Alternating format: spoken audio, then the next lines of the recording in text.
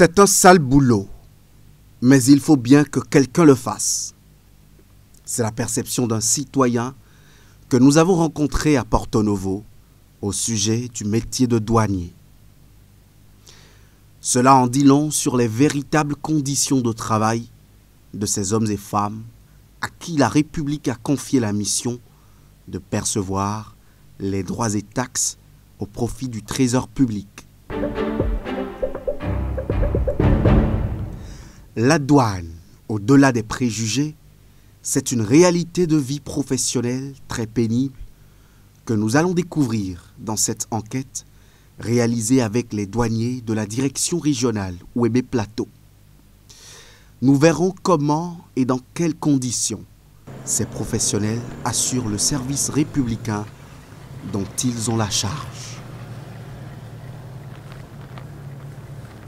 Canal Enquête, avec les disciples de Saint-Mathieu, c'est aussi explorer tout le mécanisme de lutte contre la fraude, le processus de contrôle et de suivi une moto ici, là. des marchandises. Venez, on va prendre la moto là aussi dans la pick-up. C'est ici, à Porto Novo, ville capitale du Bénin, que démarre notre enquête. Une ville en pleine transformation, grâce aux efforts du gouvernement. De nouvelles infrastructures routières et marchandes, de grands chantiers font aujourd'hui de Porto Novo une ville de plus en plus attractive. Mesdames, Messieurs, bonsoir et merci de nous rejoindre dans ce numéro spécial de Canal Enquête que nous réalisons au plateau, justement. Ça n'arrive pas tous les jours, mais cette fois-ci, nous avons décidé d'être sur le terrain avec vous pour vivre un reportage immersion aux côtés des agents des services des douanes. Nous sommes ici à Porto Novo et comme vous pouvez le constater, à ma gauche, vous avez le projet de construction du musée international du Vaudou Orisha de Porto Novo. Juste derrière moi, vous avez la grande statue qui est en construction du roi Tofa. Et puis à ma droite, nous avons la direction régionale des douanes Ouémé Plateau, le service de lutte contre la fraude. Eh bien, je vous l'annonçais, c'est avec eux, bien entendu, les disciples de Saint-Mathieu que nous allons faire ce reportage immersion. L'objectif pour nous est de voir à quoi ressemble leur quotidien, les problèmes, les difficultés qu'ils rencontrent dans l'exercice de leur mission. C'est à eux que la République a confié la mission de percevoir des taxes et de lutter contre la fraude. Si vous avez envie justement de mieux savoir dans les détails à quoi ressemble le quotidien de ces hommes et de ces femmes, eh bien c'est parti.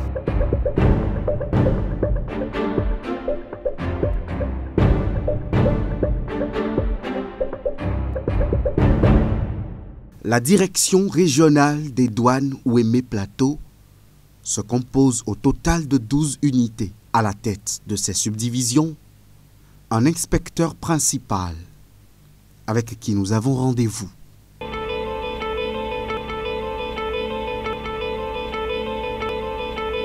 Objectif, mieux comprendre le fonctionnement et l'organisation des unités relevant de son territoire de compétence. Ibrahim Gado nous reçoit le visage rassurant. Le fonctionnement de la région de l'Ouémé et Plateau répond aux spécificités que revêtent toutes les régions douanières suivant notre AOF. Donc, en réalité, moi, en tant que directeur régional, je suis chargé de représenter le directeur général des douanes dans cette région-là.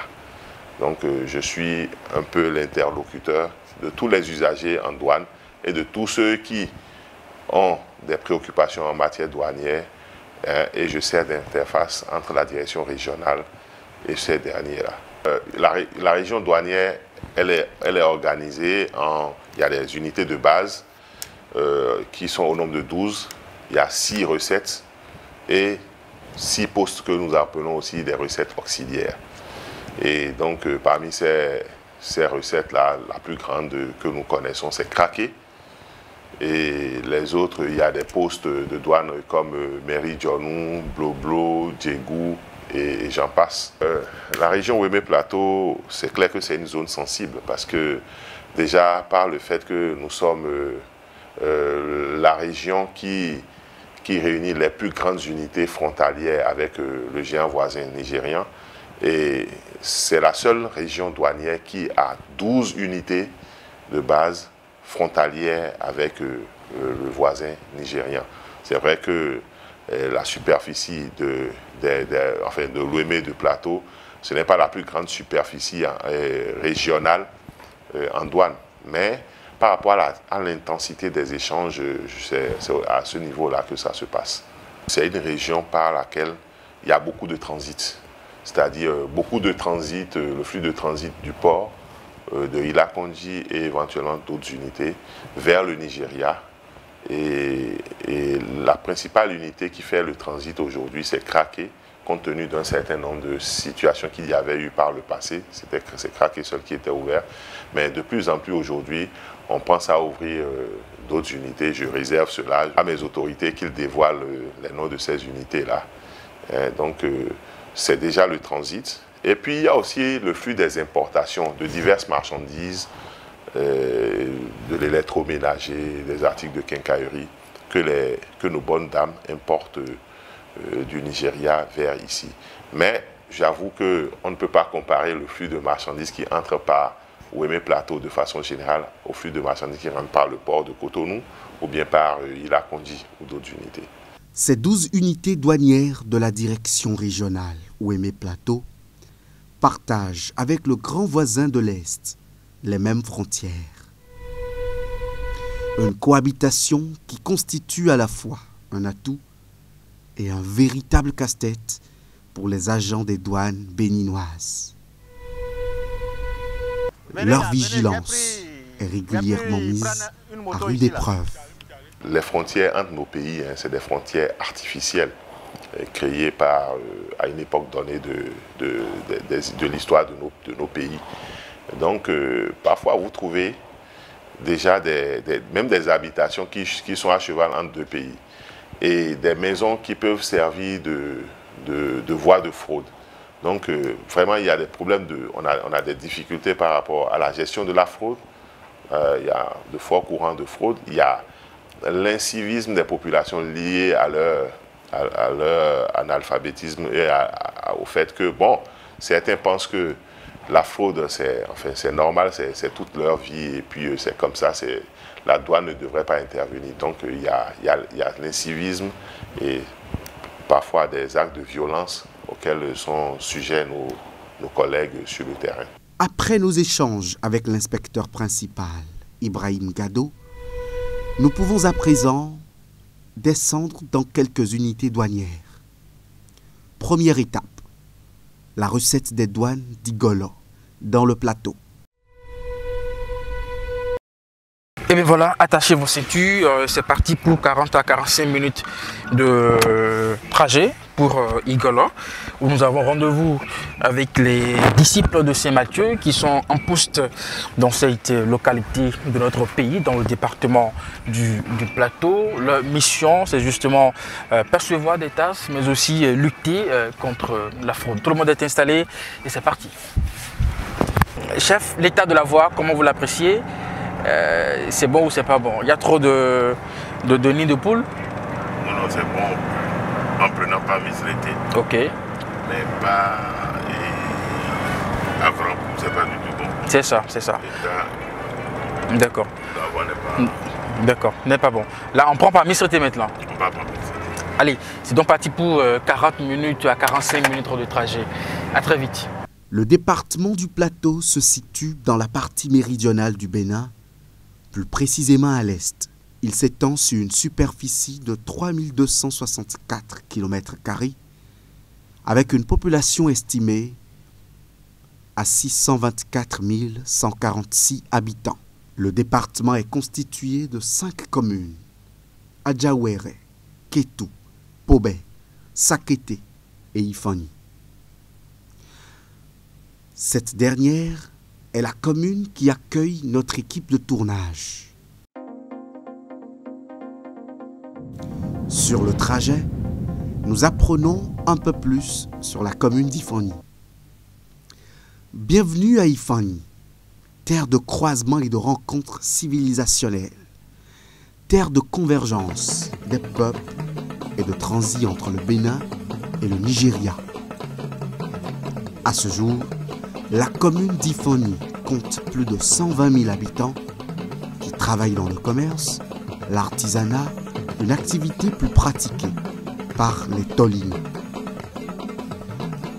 Affichant une superficie de 242 km², Ifani comprend 69 villages dans 6 arrondissements.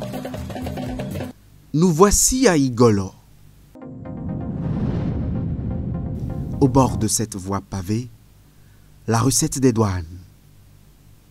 À notre arrivée, nous avons été introduits au bureau du receveur des douanes. Dans son uniforme de service, il consulte minutieusement ses dossiers avant de répondre à nos questions. En tant que receveur, il est le patron de l'unité. À ce titre, il est le responsable administratif et technique, garant du respect de la législation douanière. Il veille, par surcroît, à la surveillance du territoire et organise la lutte contre la fraude.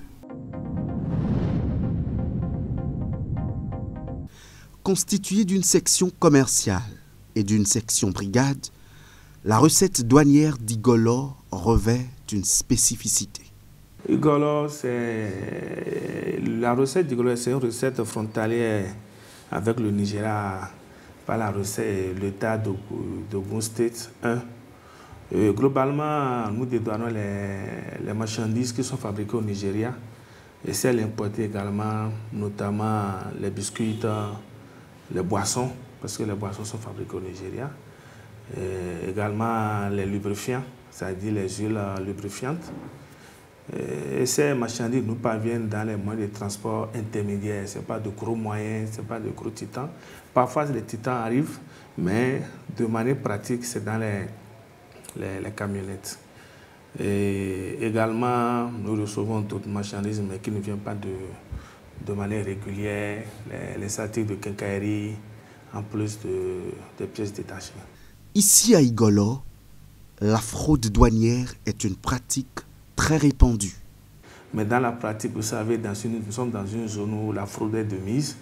Et il y a des pistes créées par les fraudeurs avec la complicité de la population. Bon, c'est des sentiers, ce n'est pas en réalité des routes, c'est des sentiers créés de manière par les usagers, donc, et que les empreintes par lesquelles les motos parfois passent avec quelques colis. Dans la chaîne de fonctionnement de cette recette douane, nous avons le chef des opérations commerciales.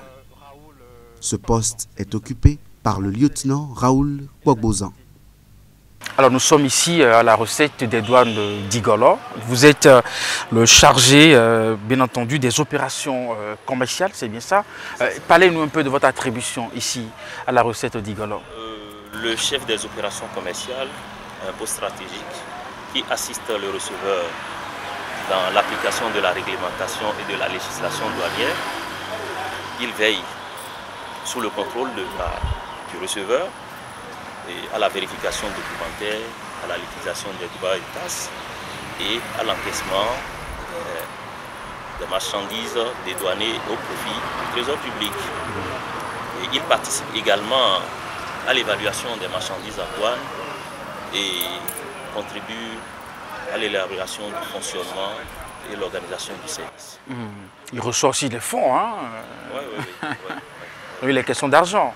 Oui, on a un caissier qui s'occupe en ce qui concerne tout ce qui est recette, qui doit être passé au trésor public. Le caissier est là qui s'en charge pour l'encaissement. Alors, est-ce que la recette des douanes d'Igolo est un poste stratégique? Oui, je pourrais le dire du point de vue technique. D'accord. Oui. Alors, sur cette base, comment se portent les opérations commerciales ici à la recette d'Igolo? Les opérations commerciales à la recette ici se portent très bien. Et grâce au leadership et l'encadrement de notre directeur régional, nous arrivons à atteindre les quotas à nous assignés par la hiérarchie. En termes de quotas, on parle de combien précisément?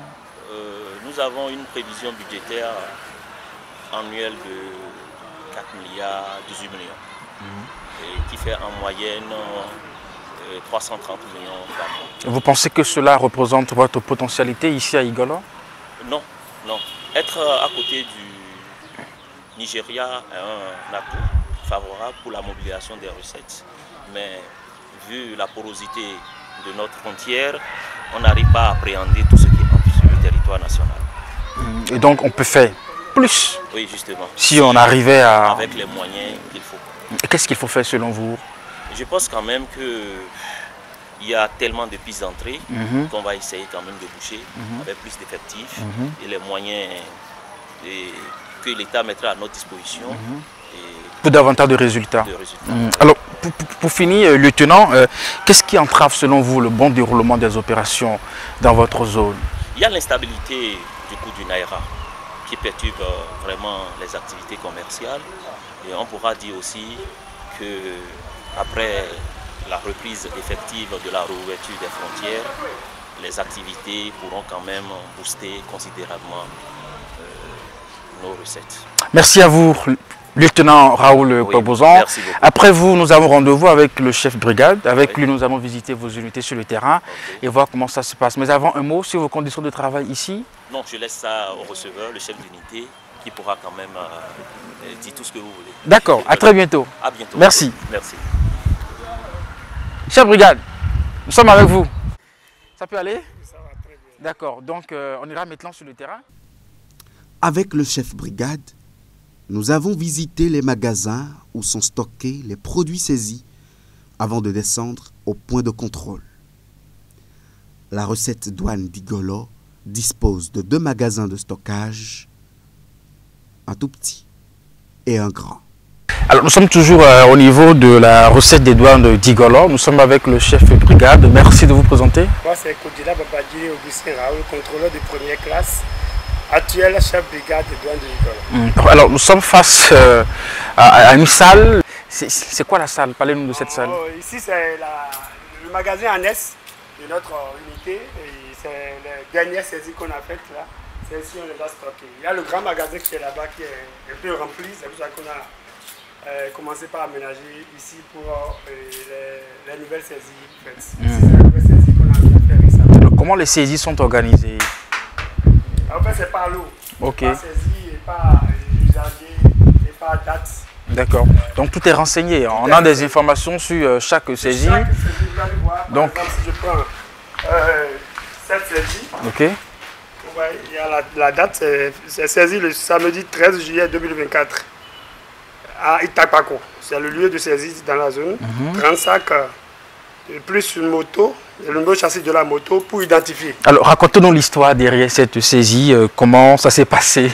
En fait c'est la fraude, ils ont pris par les voies détournées et notre vigilance sur le terrain, ça allait partir, donc on a appréhendé et on les a conduits ici. Donc il n'avait pas des documents douaniers qui justifient la marchandise? C'est la contrebande. C'est ça.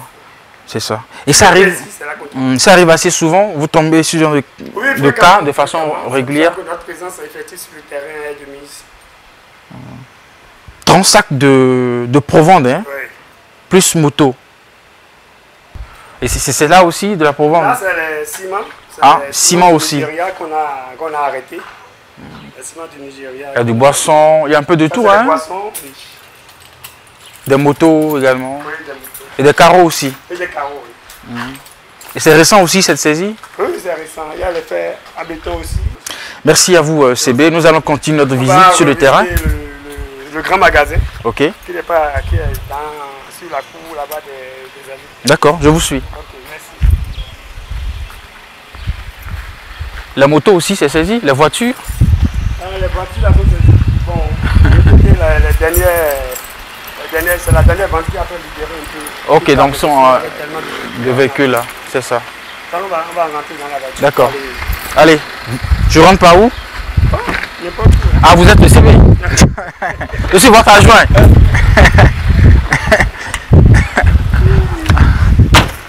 Salut.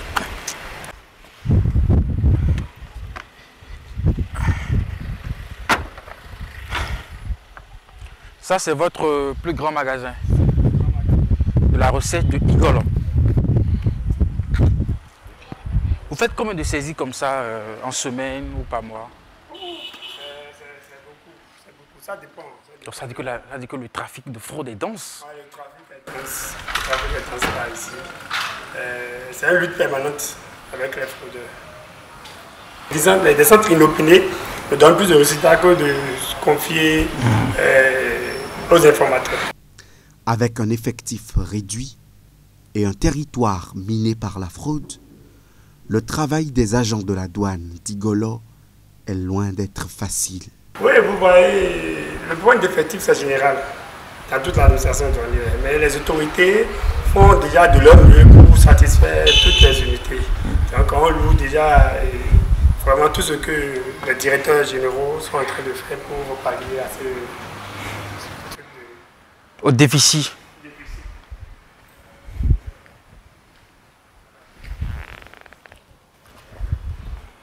C'est les couches. Pour enfants? Pour enfants. Ah, saisi aussi.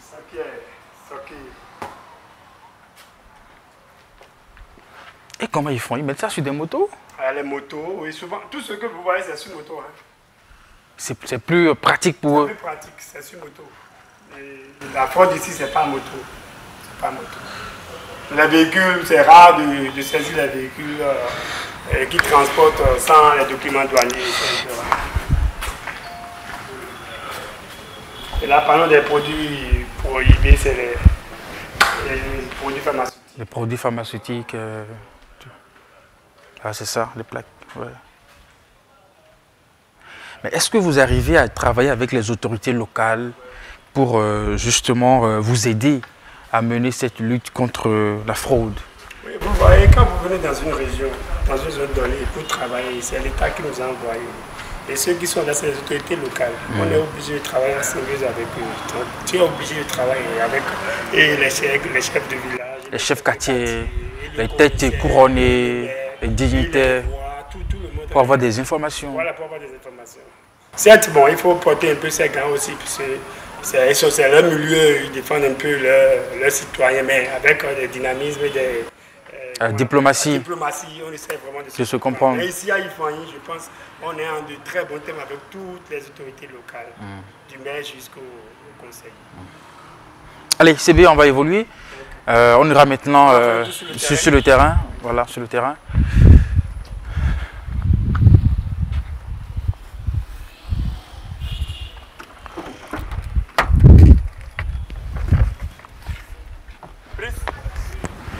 Cap à présent sur Koto. Une trentaine de minutes de trajet et nous voici à destination. Oui.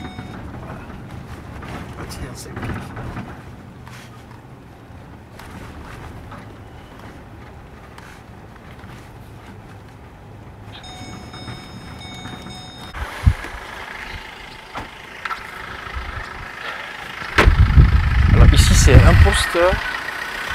Le poste de contrôle de Koto. Le Koto, c'est la voie. Vous attendez souvent bébé. C'est la voie qui mène vers bébé. C'est ça. Et ici, c'est un poste où il y a la police, il y a la douane. D'accord, pour travailler ensemble. Là, c'est la police.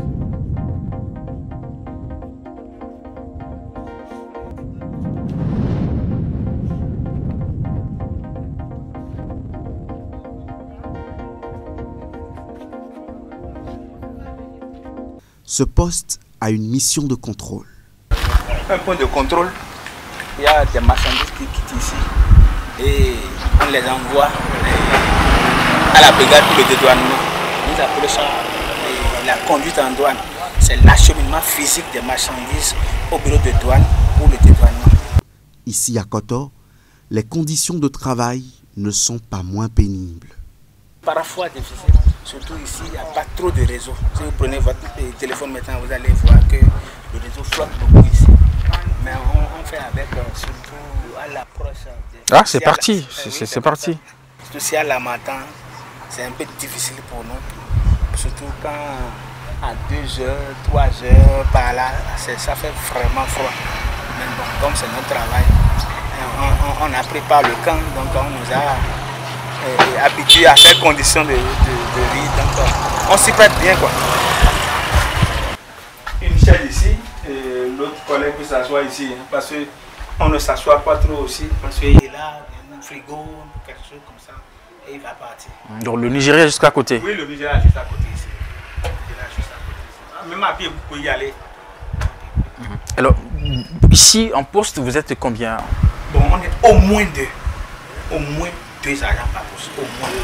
Mais bon, mon second a été pris pour le défilé, le 1er août qui s'annonce. Donc, il y a les exercices de défilé pour vous présenter de très bonnes choses le premier. Donc, il faut quand même des exercices. D'accord. Alors, comment vous voyez les cas de fraude ici à votre poste? C'est récurrent? C'est récurrent. Ça, quand je dis la vérité, c'est récurrent. Parce qu'il y a beaucoup trop, il y a d'autres voies de fraude. Il y a beaucoup d'autres voies de fraude. Parce qu'on ne peut pas rester seul ici. Même si on est à deux, quelqu'un peut rester là. Chaque fois, on est dans la brousse pour patrouiller, pour voir s'il n'y a pas d'autres. Parce qu'on a trop de voies avec le Nigeria. Trop de voies de tourner avec le Nigeria. On est obligé parfois de sortir de voies pour les obliger à prendre par ici. Parce que c'est lorsqu'ils prennent par ici que nous les voyons. Vous les voyez. On est parfois, on rentre partout, on fait tout pour les obliger à prendre par ici. Ce jour, l'agent de la douane que nous avons rencontré intercepte régulièrement les usagers du poste de contrôle pour des vérifications d'usage. Un exercice assez éprouvant pour le douanier, mais aussi agaçant pour les usagers, qui ne manquent pas de manifester leur mécontentement, parfois des insultes.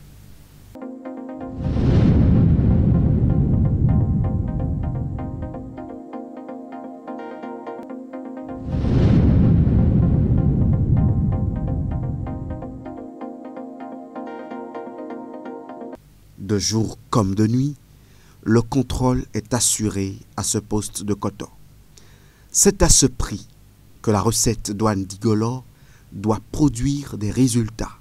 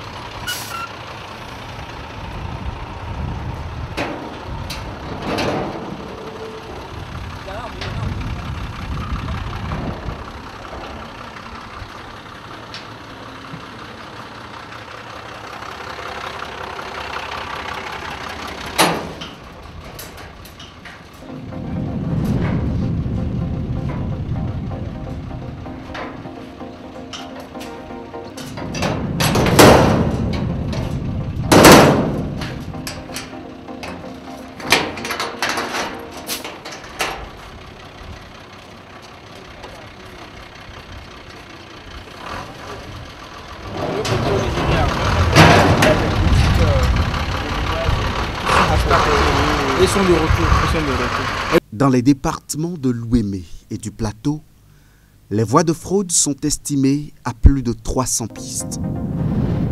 La fraude douanière est une question épineuse pour l'administration.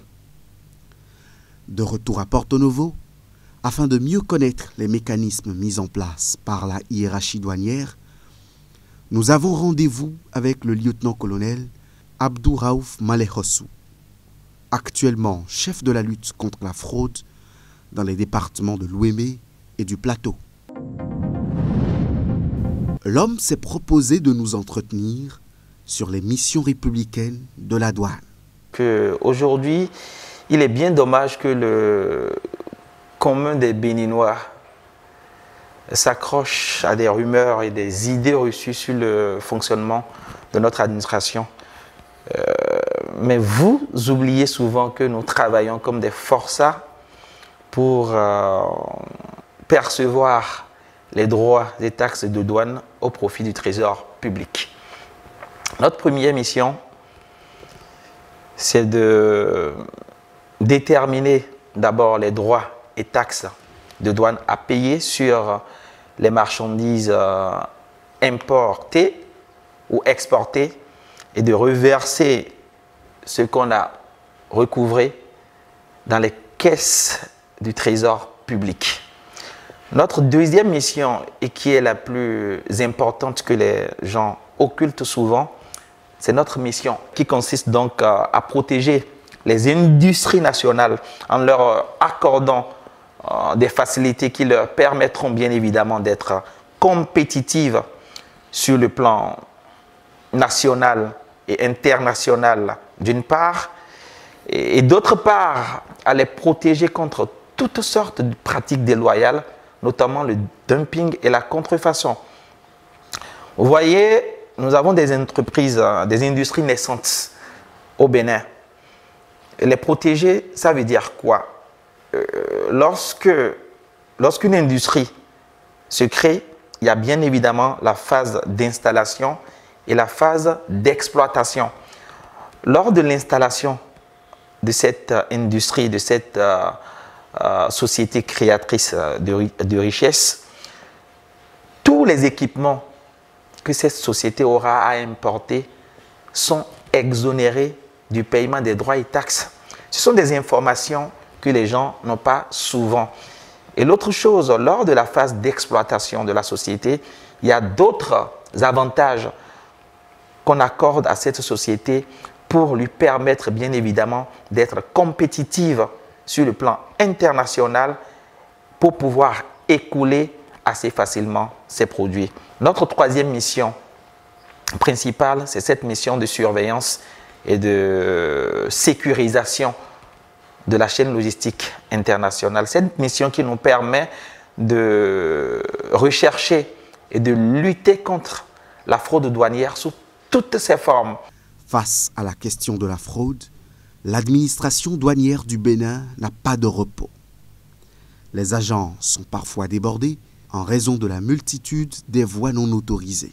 En dehors du fait que nous contrôlons le dédouanement qui a été fait en amont, il y a d'autres contrebandiers, d'autres fraudeurs qui décident délibérément de ne pas conduire leurs marchandises vers les bureaux de douane pour le dédouanement.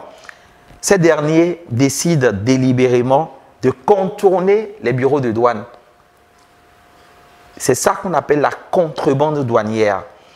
Ceux-là décident de ne pas dédouaner leurs marchandises. Quelquefois, nous arrivons à leur mettre la main dessus.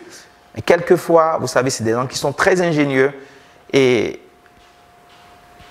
je disais tantôt que nous avons 12 bureaux de douane. Mais n'occultez pas qu'il y a près de 300, je dis bien près de 300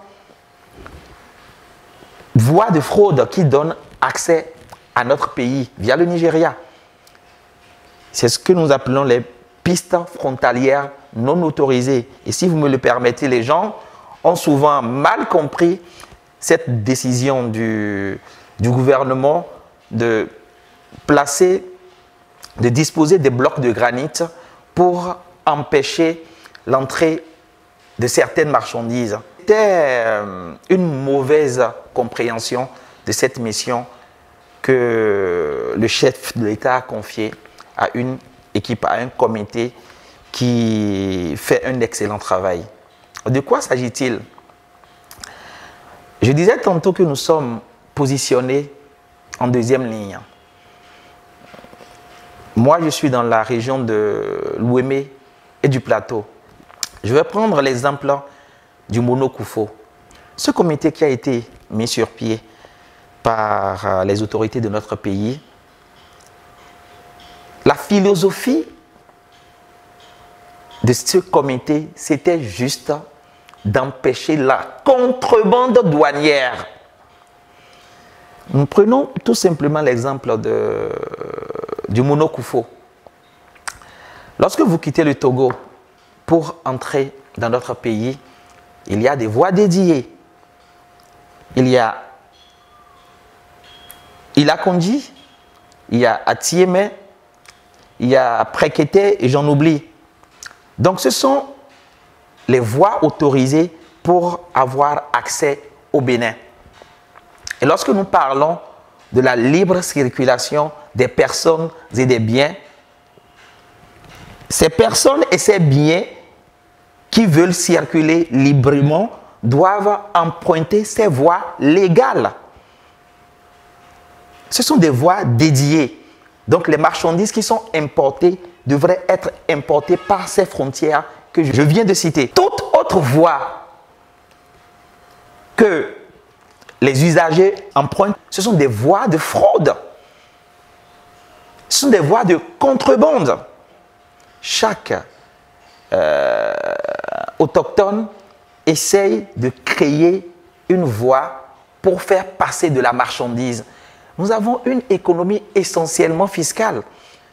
Donc, à la base, lorsqu'on demandait de fermer ces voies d'entrée, c'est pour que ceux qui contournent les bureaux de douane, ceux qui décident de ne pas dédouaner leurs marchandises, c'est pour les contraindre à aller vers les voies dédiées, vers les bureaux de douane dédiés pour dédouaner leurs marchandises. Cela n'a absolument rien à voir avec la sortie du soja, la sortie des noix d'acajou et tout ce qu'on a eu à citer.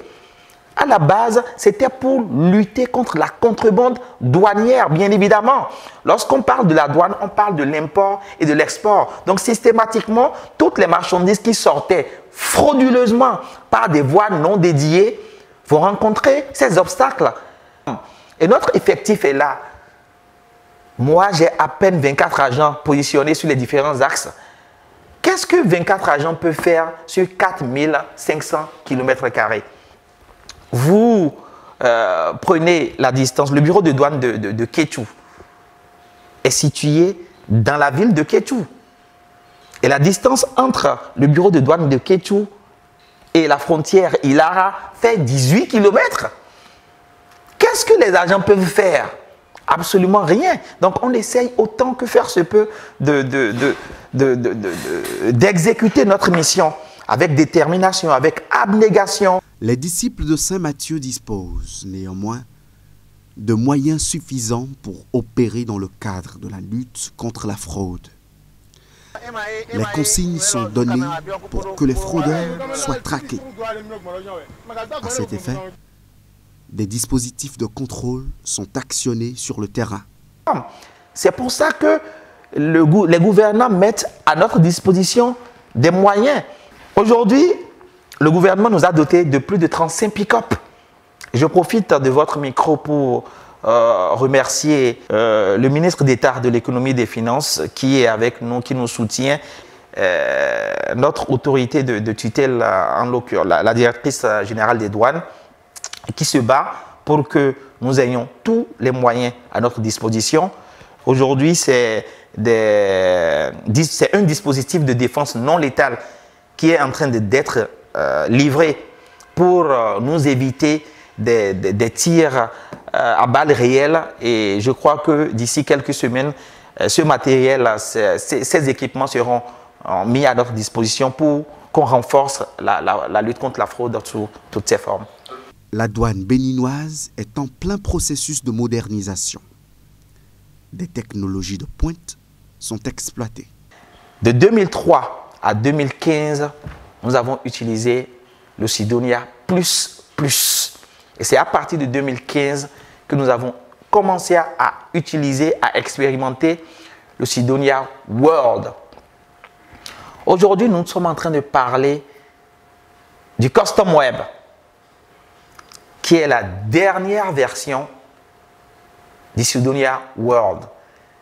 Et je voudrais préciser à ce niveau que c'est un système privatif qui est en train d'être mis en place. Il y a certaines unités douanières qui ont commencé à éditer leurs déclarations en douane avec le Custom Web, qui est un outil extraordinaire et qui a tenu compte des réalités des douanes béninoises. Généralement, lorsque les partenaires techniques arrivent au Bénin, nous avons connu Cotecna, nous avons connu SGS, nous avons connu Bivac. Ces partenaires techniques viennent souvent avec des solutions clés en main. Mais l'originalité de ce qu'il se passe aujourd'hui au Bénin est que Webfontaine, qui est là pour apporter la solution informatique, associe une équipe de la douane à tous les modules, à toutes les réformes sur le plan informatique, ce qui nous permet de mettre en place un outil maison, un outil qui est adapté aux réalités des douanes béninoises. La Fédération béninoise des commissionnaires agréés en douane est associée à tous ces projets. Du coup, tout se fait et toutes les parties prenantes sont intégrées à ces réformes. C'est pour vous dire qu'aujourd'hui, en dehors du fait que nous avons un guichet unique qui fonctionne super bien, le guichet unique a vu le jour, bien évidemment, au Bénin depuis 2010. Mais l'informatique est dynamique. Toutes les fois qu'il y a des solutions nouvelles, nous essayons de l'adapter à notre système béninois pour avoir plus d'efficacité. Depuis que la guerre est déclenchée contre les fraudeurs, les magasins de stockage au niveau du service régional de la lutte contre la fraude sont bondés. Vous êtes devant un magasin de marchandises saisies. Ici, vous voyez, c'est des couches bébés. C'est les couches bébés qui sont stockées dans ce magasin. Les marchandises qui font l'objet de fraudes douanières que nous rencontrons souvent ici, c'est les couches bébés que les gens importent allègrement sans accomplir les formalités de dédouanement. On trouve ici un peu de tout. Des couches pour bébés, des carreaux, des boissons notamment. Il y a également les boissons alcoolisées, il y a les boissons, les sucreries. Nous avons également les cigarettes, nous avons les médicaments. Voilà les différentes marchandises. À mettre la main, quel est le dispositif mis en place sur le terrain avec vos unités? Comment vous arrivez à mettre la main sur ces marchandises? Nous avons des escouades qui travaillent, qui opèrent dans des points stratégiques. J'ai dit tantôt au cours de nos échanges que nous avons plus de 300 pistes non autorisées. Donc il faut mettre un système en place pour pouvoir quadriller tout l'espace que nous couvrons. Donc nous avons 3 escouades qui sont sur le terrain, qui restent dans les endroits stratégiques pour pouvoir appréhender les marchandises. Nous avons également les indicateurs qui nous donnent les renseignements. Et nous avons une escouade spéciale qui est basée au siège de l'unité ici qu'on appelle l'escouade d'intervention rapide. Quand nous avons ces informations, nous mettons l'escouade d'intervention rapide à contribution qui va rapidement appréhender ces marchandises-là. Des saisies records qui montrent bien l'efficacité des agents sur le terrain.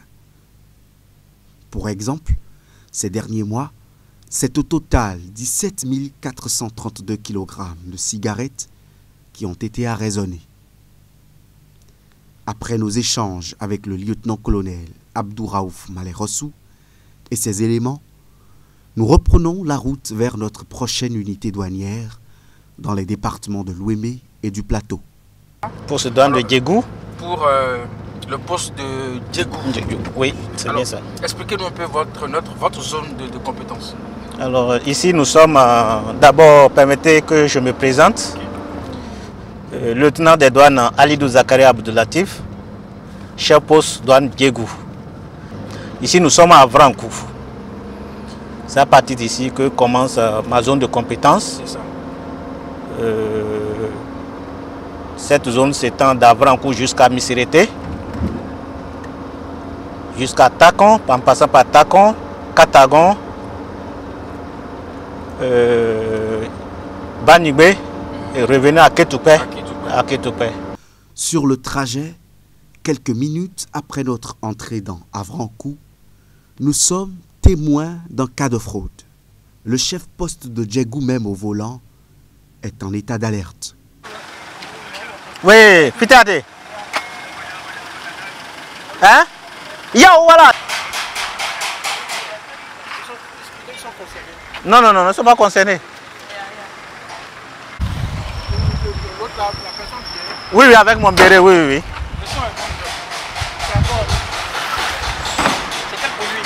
C'est du sel.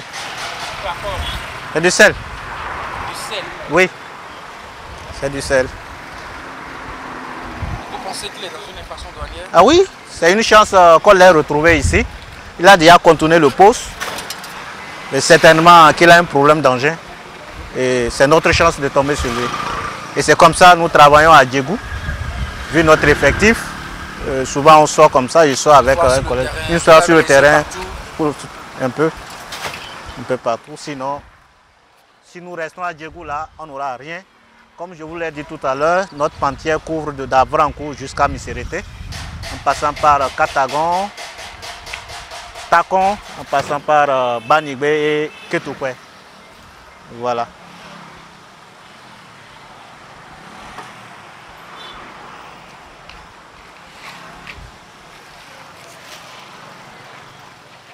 Il faut bien ranger ça dedans là.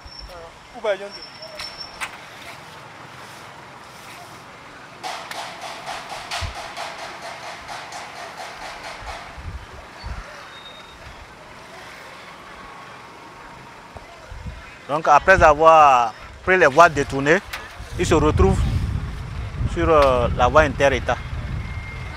Voilà, une fois que nous avons compris cela, parfois quand on rentre dans la brousse, on ne les retrouve pas. Nous venons nous cacher, on vient, on se cache quelque part. Et comme ça, quand on a la chance, on les croise et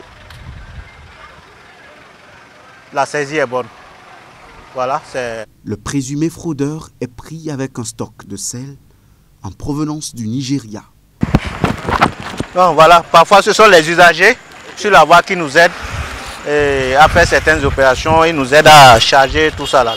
Là, on vous a vu procéder à l'arrestation d'un citoyen à bord d'un moyen roulant qui avait sur lui une marchandise. Vous avez pu identifier la marchandise? Oui, c'est du sel de cuisine en provenance du Nigeria. Vous allez remarquer que sur les emballages, c'est bien marqué.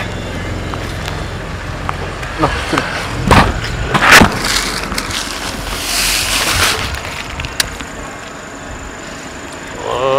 voilà. Voilà. Solf. Et vous verrez le drapeau du Nigeria. Donc c'est des produits parfois qui... Ça vient du Nigeria. Alors, selon le constat que vous avez fait, est-ce qu'il est en position d'une infraction douanière? Ah oui, c'est une infraction douanière. Ça c'est l'importation en contrebande. L'importation en contrebande. Donc, nous conduisons d'abord, c'est une saisie. C'est une saisie. On conduit les marchandises à la base. Il a 48 heures pour venir justifier la détention régulière de cette marchandise. Pour le moment, on ne peut pas même dire que nous avons saisi. C'est après 48 heures, lorsqu'il ne va pas nous présenter un document régulier qui atteste qu'il a accompli les formalités douanières dans une unité, que nous allons procéder maintenant à lui prononcer maintenant la saisie de sa marchandise et du moyen de transport. On a combien de sacs là? D'habitude, on ne dénombre pas sur le champ. On amène à la base pour faire ce que nous appelons l'écort, qui consiste à compter et à prendre les marques qui sont sur les emballages. Voilà. On va vous aider si vous voulez. Hein? Je vais chercher les usagers de la voie qui vont nous aider à le faire. Moi y compris. Ça peut aller? Ça ne vous dérange pas? Ça ne me dérange pas. D'accord. Monsieur, il faut nous aider à ranger le sac là.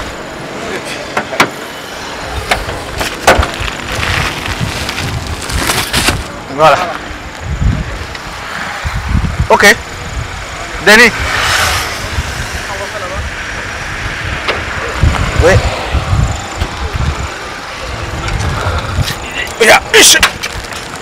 Voilà.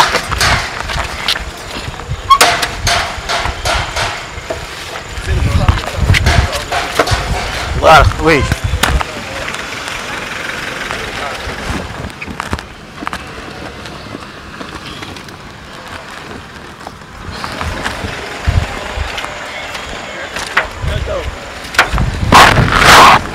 Dans de pareilles circonstances, les présumés fraudeurs se confondent en larmes et en supplications.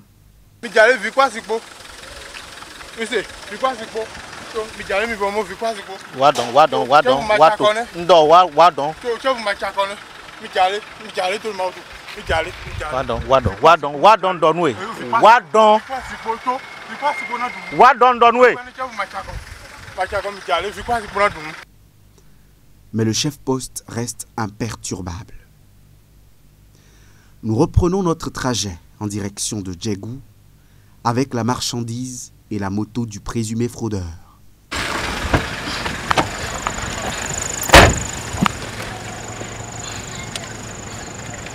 Sur cette route, difficile de rouler avec aisance. En plus de la terre rouge qui soulève la poussière, la dégradation très avancée de la voie vient imposer son lot de supplices aux usagers. En période de pluie, la situation est dramatique, déplore le chef-poste douane de Djegou. Pendant la saison pluvieuse, l'accès au poste est vraiment compliqué.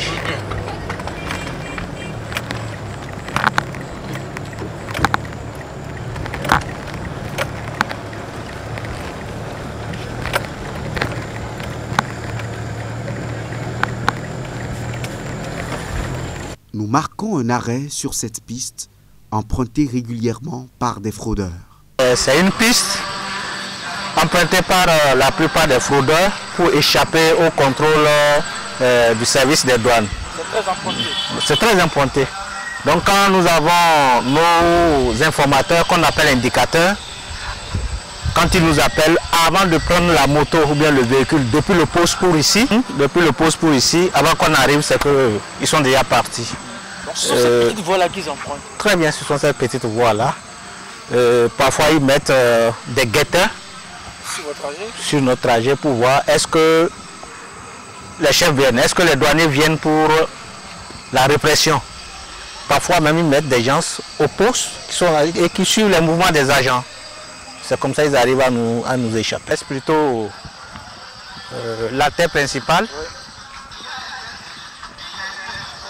Et il y a des cours d'eau internes qui servent de pont. Ah ouais? C'est-à-dire, bon, il y a des cours d'eau à l'intérieur du pays comme ça. Donc, qui ne donnent pas accès. Non, c'est très loin. Et la voie d'accès, on ne peut pas y aller, sauf avec engin. Et même c'est difficile, oui. Ah ok, d'accord. D'accord, vous voyez là. Là aussi c'est une piste. Oui, c'est la piste qui continue, ça traverse la voie principale. Et après un périlleux périple, dans une obscurité totale, nous faisons notre entrée au poste de douane de Djegou. Le poste est électrifié en panneaux solaires, ce qui permet aux villageois de charger leur téléphone. Lieutenant, quelle est l'organisation de travail ici? Ici, les services traditionnels que nous avons, c'est la garde, la circulation et la patrouille. La garde, un agent est désigné pour rester au poste, pour pouvoir recevoir les usagers éventuels qui viennent pour les formalités douanières. La circulation consiste à sortir, aller sur le terrain et voir si on peut appréhender des fraudeurs dans leur mouvement. Quant à la patrouille, c'est un service de circulation de nuit. Donc c'est la nuit. Quand c'est la nuit, vous sortez pour circuler, là on parle de patrouille. Voilà un peu l'organisation du service. C'est quoi vos conditions de travail? Avec le qu'il fait déjà ici à Djegou, j'ai constaté que vous n'avez plus d'électricité. C'est vrai. C'est des panneaux solaires. C'est des panneaux solaires. Nous sommes formés pour, comme vous le constatez tout à l'heure, la lumière va partir et nous allons rester dans l'obscurité. Jusqu'au petit matin. Jusqu'au petit matin. Est-ce que vous-même vous ne craignez pas pour votre vie? Sur le trajet tout à l'heure, c'est vraiment le noir, il n'y a pas de la lumière, le trajet est long. Est-ce que vous ne craignez pas pour votre vie? Déjà que votre présence, comment on dit, ça gêne l'intérêt de ceux qui fraudent. Il faut dire d'abord, dans un premier temps, nous sommes formés pour et nous avons prêté serment. Donc nous sommes là pour servir le peuple, c'est une vocation et nous devons l'assumer. Nous sommes là pour la population béninoise. C'est ça qui vous a plu dans ce métier de douanier? Oui. Travailler dans ces conditions? Travailler dans ces conditions au service de la population. Et il faut dire que ici, les agents, tout comme moi, nous n'avons pas peur. On est formés pour. Au cours de la formation, nous avons vécu des situations plus graves que ça. Il y a, comment on dit, je ne sais pas comment je vais désigner ça, il y a un poste que nous allons visiter. Oui, un débarcadère sur l'eau. Et vous aurez le temps de découvrir. Oui, c'est un NAS utilisé par des fraudeurs. Et il faut de temps en temps désigner un agent pour surveiller le passage d'éventuels fraudeurs qui vont s'hasarder sur ce terrain-là. D'accord, c'est parti. Merci bien. Bien. Bonsoir. Bonsoir. Le chemin qui mène au débarcadère est plus accessible à pied.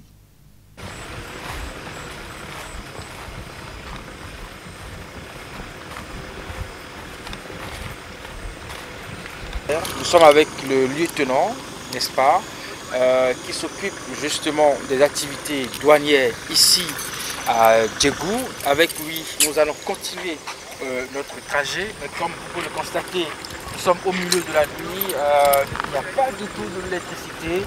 Le trajet que nous empruntons est dans un sale état.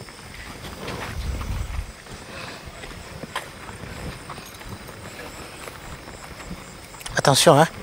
Regarde, il y a un trou ici. Il y a un trou là. La voiture va prendre par où? Il va prendre comme ça. Ok. Et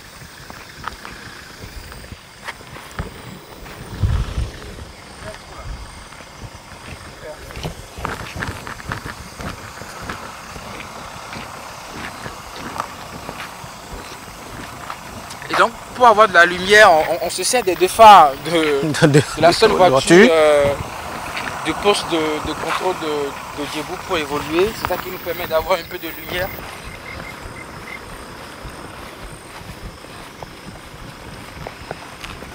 Comme moi je suis dans mes bottes, vous pouvez emprunter. Moi-même je suis en botte. Hein. Ah d'accord. Je plains mon cadreur qui n'est pas en botte. Vous voyez, toujours dans ça la nuit. Par exemple, je peux me lever pour voir même si la population aussi n'utilise pas ces débarcadères-là. Oui. N'excluons pas que même les riverains, ça donne à la fraude. À la fraude aussi. Ah oui. Parfois au petit matin, à 4h, 5h, je fais des tours pour voir, pour vérifier si je peux tomber sur un indélicat. Voilà. Le sol est argileux, ce qui rend la traversée en période de pluie complexe. Nous avançons toujours dans le noir. De l'argile. Le sol est argileux, donc lorsqu'il pleut, c'est difficile de rouler. Au pied de ce cours d'eau, une pirogue et 2 piroguiers pour nous conduire. Voilà, voici le débarcadère. Alors à partir d'ici, nous allons visiter notre poste de contrôle sur l'eau. Ok. Oui. Donc les piroguiers sont là. Hey! Alors, nous avions, pour être jusqu'ici, nous avions emprunté toutes sortes de moyens roulants, une voiture, nous sommes allés à pied et à présent nous allons emprunter cette pirogue pour rejoindre le poste de contrôle du lieutenant pour voir comment ça se passe là-bas. Les collègues se gênent. Qui sont en poste actuellement là-bas? Oui. Allez, vous nous suivez? Oui. Bon lieutenant, vous êtes prêts? Oui, nous sommes prêts. Hein? Bon, c'est parti. Prêts pour le départ. Les amis, on embarque. On embarque pour le poste de contrôle. Pour le poste de contrôle. Attention là. Hein? Doucement. Oui, oui. Doucement. Oui. Asseyez-vous là. Nous sommes sur la piste des fraudeurs. Ce cours d'eau est un passage privilégié des fraudeurs, d'où la construction d'un point de surveillance dans les environs. Eh bien voilà, c'est assez saisissant ce que nous vivons dans le cadre de cette immersion avec les agents de la douane Ouémé Plateau. Avec lui, nous sommes en train d'aller visiter un poste de contrôle qui est de l'autre côté de la rive. Nous sommes dans une barque au milieu de la nuit. Je me pose même la question comment le piroguier arrive, lieutenant, à se situer sur ce cours d'eau. Oui, il faut dire que c'est leur habitude. Ils sont habitués à cela. Et sans lumière, ils naviguent sans erreur et puis en toute sécurité. Voilà. Vous êtes déjà habitué? Oui, je suis habitué et je suis toujours avec eux. Quand j'ai l'information, à n'importe quelle heure, je les appelle et puis on monte. Quelqu'un qui passe, d'abord, voir s'il y aura une réaction humaine. Vous voyez? Lorsqu'il se rassure qu'il n'y a personne, aucune présence Là, les marchandises peuvent passer. C'est en ce moment que nous surgissons pour mettre la main sur eux. Voilà. Même en pleine chose là, il se fait des passages. Hein. Ah, sur le cours d'eau là? Oui. Il y a d'autres... Oui, d'autres ramifications. Aussi.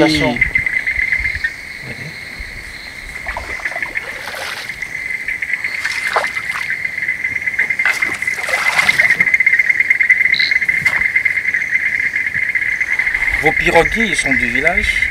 Oui, ils sont du village. On remarque aisément qu'ils travaillent avec vous pour traverser par exemple, vous les sollicitez. Nous les sollicitons. L'État n'a pas mis un moyen de déplacement sur l'eau à votre disposition? On fait avec les moyens de bord. Et ils comprennent le sens de votre mission? Oui. Parce qu'ils prennent les mêmes risques que vous. Ils prennent les mêmes risques. Et il faut dire aussi que la population est contre eux. Parce que la population dit que ce sont eux qui nous amènent pour mettre la main sur les fraudeurs. Vous êtes content de travailler avec les douaniers? Ah, content.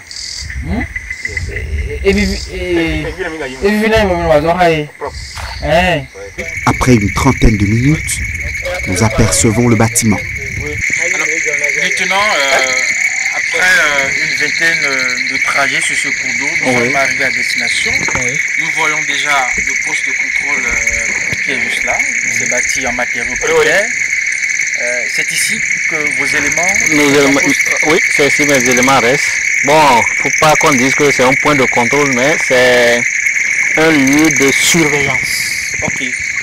Pour appréhender d'éventuels fraudeurs. Un lieu de surveillance. Un lieu de surveillance. Voilà. Parce que après les investigations, on a remarqué que les gens s'empruntent là. Si vous voyez de ce côté, vous allez voir, c'est juste un point stratégique, c'est déjà un carrefour. Là aussi, c'est une piste. Ah oui. Vous voyez, ça tombe par là. Oui, ils sont par là aussi. C'est ici, dans cette cabane de fortune, perchée sur l'eau, que les éléments du chef-poste de Djegou assurent la surveillance. Difficile d'imaginer que des hommes travaillent ici. Et c'est pourtant vrai. Sous nos yeux se dresse un cauchemar, un cadre de travail qui n'offre rien de valorisant et rien de sécurisant pour la vie des agents en service. Au milieu de nulle part, les éléments de la douane en surveillance sont en embuscade de l'eau. Nous taisons leur position pour des raisons professionnelles. Cet endroit déjà connu des fraudeurs amène les agents de la douane à changer de temps en temps de position afin de les prendre au dépourvu. Il faut croire que le travail de douanier n'a rien à voir avec l'idée que les gens se font en général de ce corps des forces paramilitaires. Des idées préconçues et des jugements de valeur ont au fait de taire les réelles conditions de travail de ces agents. Il apparaît nécessaire et urgent que l'effectif des agents de la douane sur l'ensemble du territoire national soit renforcé. À cela s'ajoute une amélioration des conditions de travail de ces hommes et femmes à travers la dotation en moyens roulants adaptés à chaque zone d'intervention. De pareilles actions sont de nature à impacter positivement la qualité des résultats produits par les agents de la douane béninoise. Rappelons que la devise des douanes béninoises est honneur, discipline, travail.